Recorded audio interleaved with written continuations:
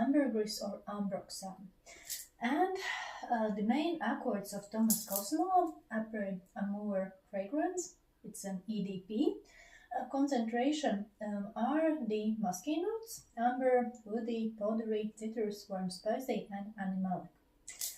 And from the actual notes in the pyramid of the perfume, the top notes are lemon zest, bitter orange blossom, and middle notes aromatic spices, without really notifying which ones would be the ones that would be used. And base notes, musk, amber, and woody notes. And when talking about the perfume longevity, personally, I would say that it is very, very long lasting. This is one of the most long lasting fragrances that I have both in my collection and I have smelled just in my little perfume exploration journey. And sillage is also very, very strong. For example, when comparing with a very long lasting black label Serge French niche brand perfumes, this particular fragrance is not only long lasting but also sillage wise very powerful. However, the Serge fragrances, the ones that are long lasting, are typically with a lower sillage, so you won't potentially offend people around you. However, this particular fragrance is a very signature scent worthy fragrance. Basically, if you wear this fragrance every day, everyone will know that you're around immediately just by your scent trail. And after you leave the room, then of course for a while your signature scent trail still will be present. It is a good thing and also a bad thing. It may offend people in your office if you work in an office environment. If you live together with your family, if you have husband, kids, or if you are a man and you have a wife, then it would be also problematic if they don't like this particular scent, because it is a fragrance with a character. So either you will love it absolutely or you will hate it. There typically aren't any in-between opinions. And also checking the fragrance reviews on Fragrantica portal, some people note that they like this fragrance, it's extremely unique and beautiful. Some people in turn compare it with other fragrances in the market with ambroxan notes. For example, the Baccarat Rouge fragrance, which is also a more or less a niche brand fragrance and also quite expensive. And noting that this, in their personal opinion, is a similar scent, but I think that really the similarity simply is in a heavy ambroxan note or ambergris note. When talking about this scent, in essence, it is a woody aromatic fragrance, and it is a very polarizing scent. But when talking about the main accords of ambergris or ambroxan, in essence, ambergris is a solid waxy substance from the intestine of the sperm whale.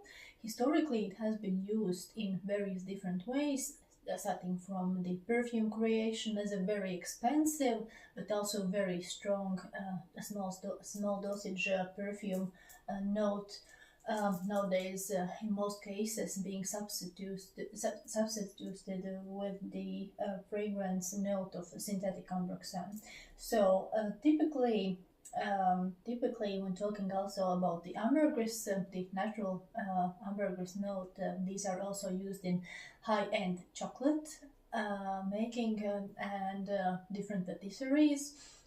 Basically, it is considered a very luxury ingredient. However, it is with heavy notes of sea and fishiness to the core of this particular ingredient.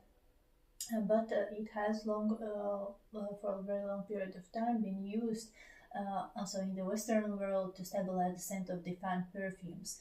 And when talking about the amber note, perfumes typically have different notes in the base, and these are either different woody notes, musk, or the amber note, which is also one of the most commonly used notes to stabilize the base of the perfume pyramid. And the amber typically is either the natural amber grease note from the sperm whale intestines, or it is the synthetic ambroxan note together with other specific ingredients combined that create this unique scent. And amber grease is considered as an animalic note. For example, a civet cat gland note would also be used to create interesting notes in the base of the perfumes.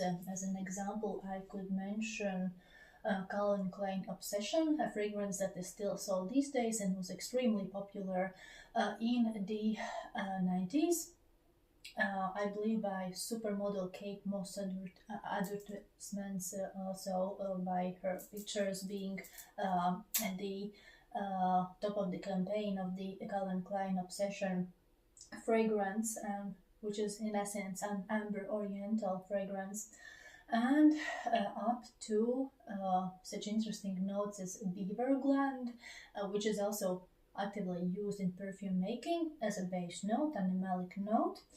For example, in Sejotan's fragrance Baptême du Feu, which has this specific beaver gland note as the basis of the pyramid, in addition with interesting notes of gingerbread, tangerine, orange, caramelized candied orange, and so on and so forth.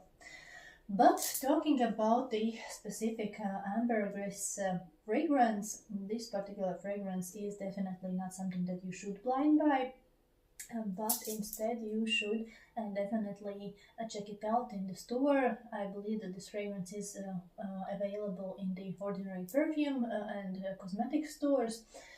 Not in every store, so check online before you go. But the whole perfume line is typically available for trying as well in the stores, and you can also purchase it in the Thomas Kosmala webpage and other online stores. So it is not a extremely rare fragrance, and you can still get a hold of it, and you can try it before the purchase. Price-wise, I would say that for the 100 ml perfume bottle, it is very decent, and it's around 150 to 100 euros, depending on whether you buy it with discounts or you buy it in their online store. So price-wise, for the long-lasting fragrance that you receive for the whole 100 ml or bigger bottle that you purchase, it is very decent, and you will have it for quite a while. If you use only 1 scent, then it will last you for a decent period of time. However, if you rotate different fragrances on your daily basis, it will still be something worth a staple piece in your small collection. It is a good scent. It could be potentially offensive to people, especially if you overspray it or if you wear it in a warm environment. So I would probably recommend it for winter time, spring, for colder time of the year. But if you want to wear it in summer, then please be very light on the sprays.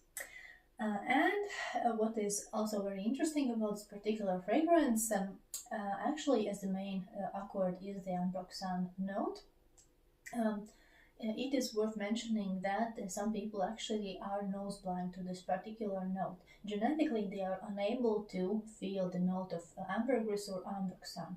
So also when checking it on Fragrantica portal, some people actually complain that they don't really feel anything when smelling this perfume. Well, then it could be that you're simply nose blind, either genetically or otherwise, to the ambroxan or ambergris note. So maybe try a different fragrance either from this line or from other interesting niche or borderline niche fragrances, and you might like those instead. For example, oud fragrances. If you want a long-lasting fragrance, you can always try an oud fragrance. It will also be something that is an acquired taste for most people, but also extremely, immensely long-lasting. So overall, would I purchase this fragrance again? Definitely. It is a nice scent. It is definitely signature scent worthy. Some people might hate it, but definitely it is something that is very reminiscent of the wearer. And also, when talking about layering options, I would recommend to really not layer this fragrance with anything else because I think that it is strong enough and also clear and basic enough in its formulation that you really don't need anything on the top of it. And thank you for the attention. I hope that you will join my channel and also listen more about interesting fragrances and share your experience on different perfume trial sessions that you had, either by purchasing the fragrance, blind buying it, or by simply trying it in the store. Thank you.